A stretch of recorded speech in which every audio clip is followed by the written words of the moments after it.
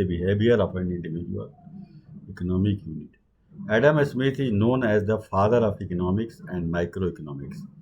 Microeconomics help in contemplating the attributes of different decision makers in an economy like individuals, enterprises, and households.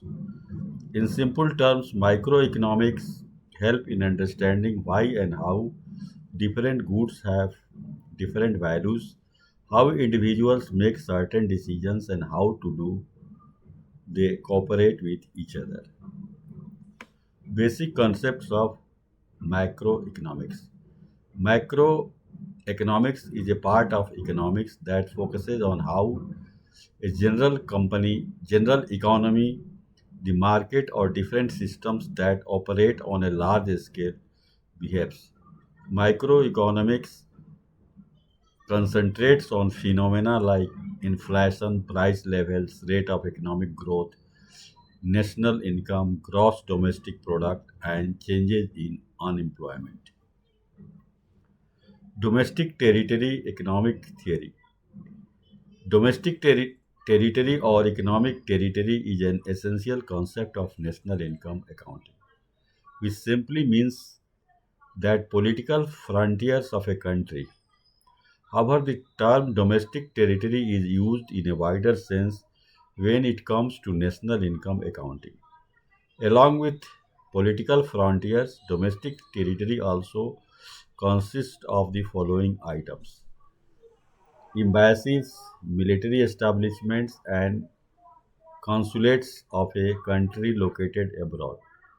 Any embassy, military establishment, and consulate of a country that has an office or branch abroad are also included under the domestic territory of a country. Here, a consulate is a building or an office used by an officer, also known as consul, commissioned by the government of a country to reside in a foreign country for the promotion of the interest of the country to which he/she belongs. For example, Indian embassy in the USA is a part of domestic territory of India. Ships and aircrafts owned and operated by normal residents between two or more countries. If a normal resident of a country owns and operates ships and aircraft between two or more countries, then those ships and aircraft will be included in the domestic territory of the country. For example, aeroplanes operated by Air India between Japan and Russia are a part of the domestic territory of India. Fishing vessels, oil, natural gas, rigs, and floating platforms operated by residents of a country in the international waters where they have exclusive rights of operation. If a resident of a country operates fishing vessels, oil and natural gas rigs, and floating platforms in the international waters, it will be included in the domestic territory of the country. However, the resident must have rights of operation in the international waters. For example, if an Indian fisherman operates a fishing boat in the international waters of the Pacific Ocean, it will be considered a part of domestic territory of India. However, the following are not included in the domestic territory of a country: embassies, military establishments, and consulates of a foreign country are not included in the domestic territory of a country. For example, USA embassy in India is not a part of domestic territory of India. Instead, it will be a part of the domestic territory of the USA. Any international organization such as WHO, UNO, etc., located within the geographical boundaries of a country will not be part of domestic territory of the country. Practice question 1. Which of the following is a part of domestic territory of India? Indian embassy in Pakistan. Yes, it is a part of domestic territory of India. An Indian organization in Japan. No, it is not a part of domestic territory of India. Office of HUL in Africa. No, it is not part of domestic territory of India. A company owned by American in India. Yes, it is a part of domestic territory of India. USA Embassy in India, no, it is not a part of domestic territory of India. Normal residents, any individual or an institution who ordi- ordinarily resides in a country and whose center of economic interest lies in that country is the normal resident of that country. The center of economic interest includes two things. First, the residents of a country lives or are located within the domestic territory. Second, from the location, these residents carry out basic economic activities of earnings, spending, and accumulation. However, the following are not included under normal residents.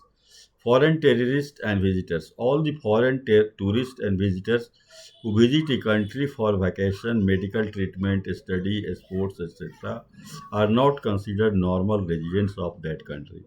Foreign staff of embassies, diplomats, officials, and members of the armed forces.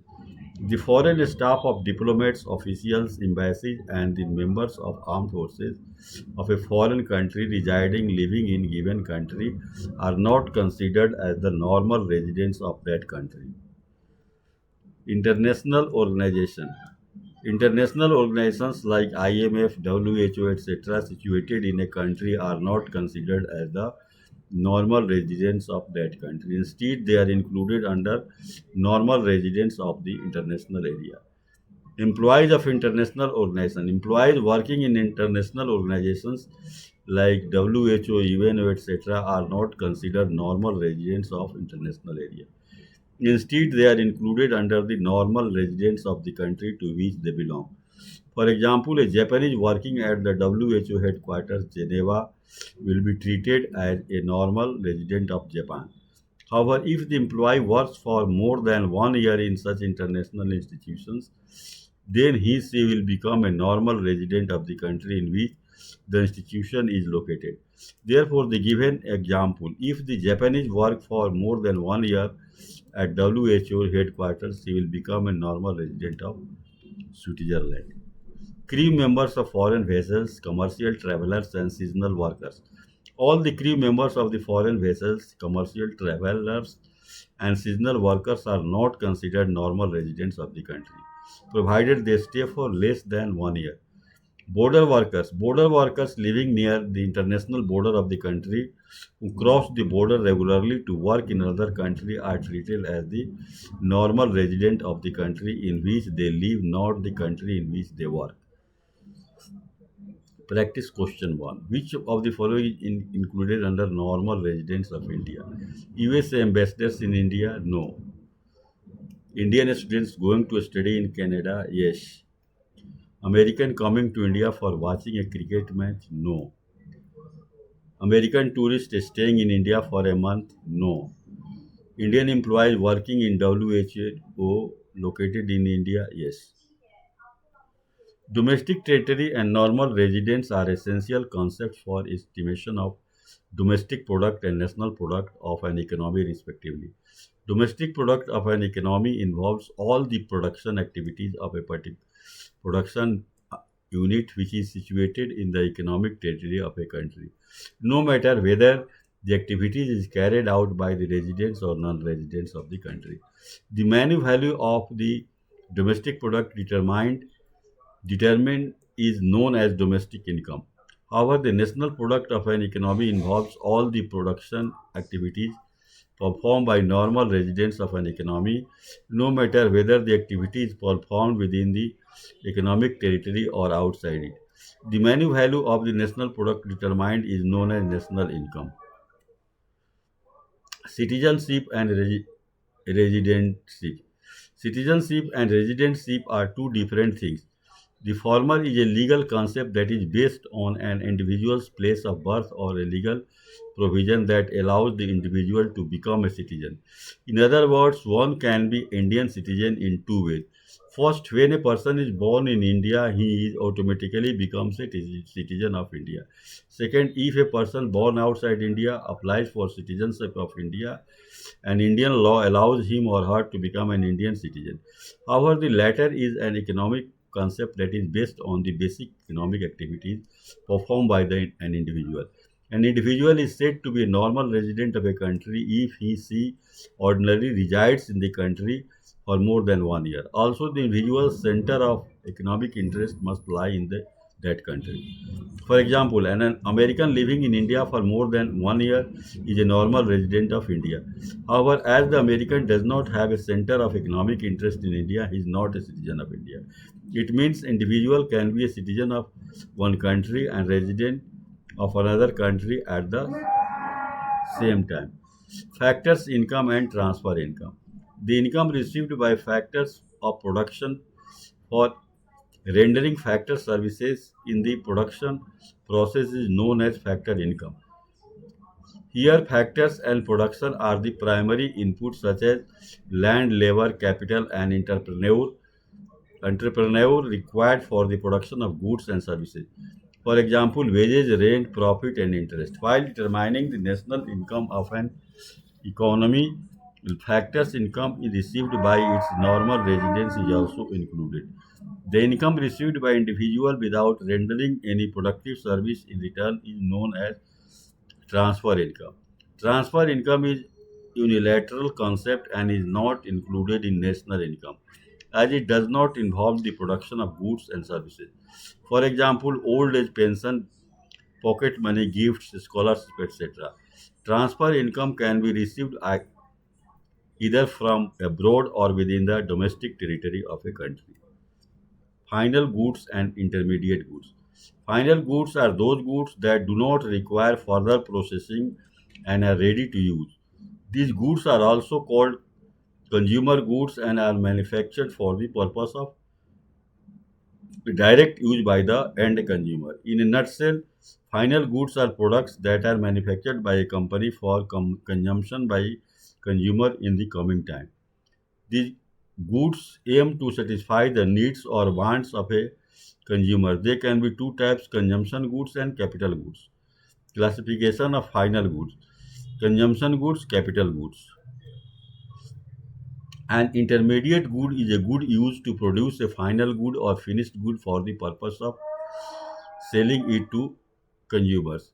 Intermediate goods like salt can be a finished product as it is consumed directly by consumers and can be used by products to produce other food products. Intermediate goods are sold between industries for the resale purpose or the production of other goods. These goods are also called semi-finished products as they are used as inputs to manufacture the finished products. Consumption goods and capital goods. Consumption goods are the goods that satisfy the wants and needs of a consumer directly. For example, salt, pen, bread, butter, etc. Consumption goods can be classified into four categories, namely durable goods, services, semi-durable goods, and non-durable goods. Capital goods are physical assets that are an organization uses in the process of production to manufacture products and services that consumers will use later.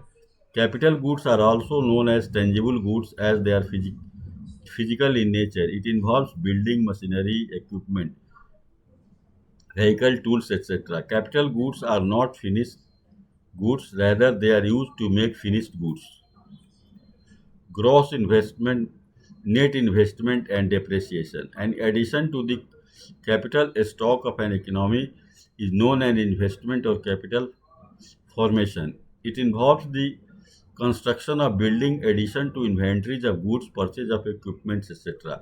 Investment can be two forms: gross investment and net investment. Gross investment. Gross investment is referred to the total expenditure or investment that is made by an organization to acquire capital goods, which includes unsold stock and fixed assets. It is gross value for such expenditure and it does not take the factor of depreciation into consideration.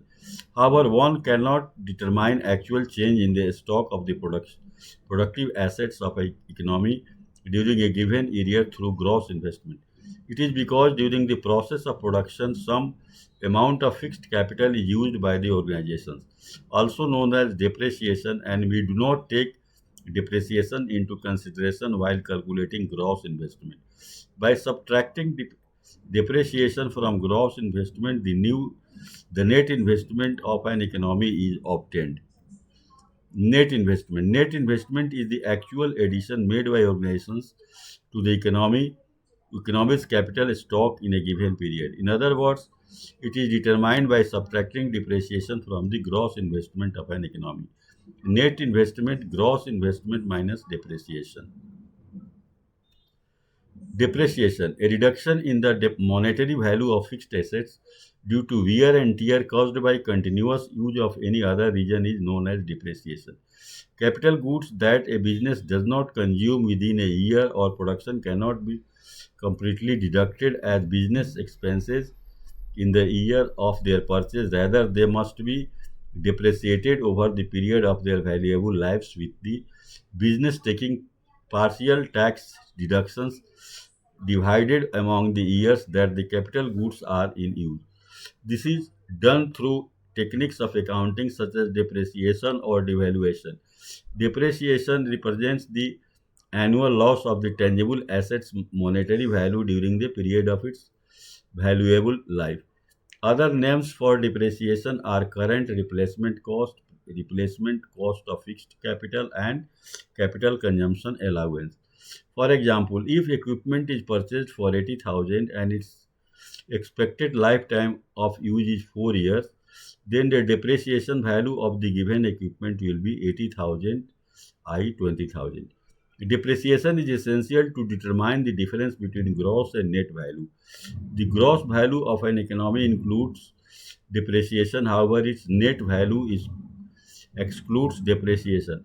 An asset is depreciated because of three reasons: normal wear and tear, passage of time, and expected obsolescence. Normal wear and tear. If an asset is continuously used for the production process, its productive capacity and value decrease. Passage of time. The value of fixed asset also reduces over the course of time, even if they are not used by companies for the production process. In this case, the value of fixed assets falls because of natural factors like wind, water, rain, etc. Expected obsolescence. Sometimes the value of fixed asset declines because of the expected obsolescence, including changes in demand for goods and services, changes in technology, etc. Net indirect tax. It refers to the difference between indirect taxes and subsidies. Indirect taxes are the taxes imposed on the production and sale of goods and services by the government of a country. For example, GST, goods and services tax. An indirect tax imposed on a good or service results in an increase in its price in the market. However, subsidies are the economic assistance given to firms and households by the government with the aim to general welfare. It is also known as financial assistance. Net income tax, indirect taxes minus subsidies. Net factor income from abroad. It is the difference between the factor income earned by a country and from abroad rest of the world, and factor income paid by a country abroad. Rest of the world. Factor income from abroad is the economic earned by the country's normal residents from the rest of the world for the factor services provided by them. The income is earned in the form of rent, wages, interest, salaries, dividends, and retained earnings. However, factors income to abroad is the income paid by a country's normal residents to the normal residents of other countries, non-residents of the formal country, for the factor services given by them with the economic territory. Net factor income from abroad. Factor income earned from abroad, factor income and abroad. Economic problems. Economic problem is the problem of choosing from among different options that arise because of three major reasons: limited resources, unlimited human wants, and alternative use of the limited resources. A scarcity of resources are capital, land, labor, etc. are limited in an economy as compared to their demand. Therefore, an economy cannot manufacture everything they want, which creates an economic problem. Unlimited human wants. An individual's wants are never end and always want something can never be satisfied completely. As soon as they accomplish one want, another arises. Their priorities are also different and hence create an economic problem. Alternate uses. The resources available in the economy are not only scarce but they also have alternate uses. It means that a resource can be used in different ways, which makes the need to choose among the available resources essential, ultimately giving rise to the economic problem. Net indirect tax. It refers to the difference between direct, indirect tax and subsidies. Indirect taxes are taxes imposed on the production and sale of goods and services by government of a country. For example, GST, goods and services tax. An indirect tax imposed on a good or service results in an increase in its price in the market. However, subsidies are the economic assistance given to firms and households by government with the aim of general welfare. It is also known as financial assistance. Net indirect taxes minus subsidies. Net factors income from abroad. It is the difference between the factors income earned by a country from abroad, rest of the world, and factor income paid by a country abroad, rest of the world. Factor income from the abroad is the income earned by a country normal residents from the rest of the world for the factor services provided by them. The income is earned in the form of rent, wages, interest, salaries, dividends, and retained earnings. However, factor income the abroad is the income paid by a country's normal residents to the normal residents of the other country, non-residents of the former country for the factor services given by them within the economic territory. Economic problem. Economic problem is the problem of choosing from the among different options that arise because of three major reasons: limited resources, unlimited human wants, and alternative use of limited resources. A scarcity of resources, unlimited human wants, alternate uses.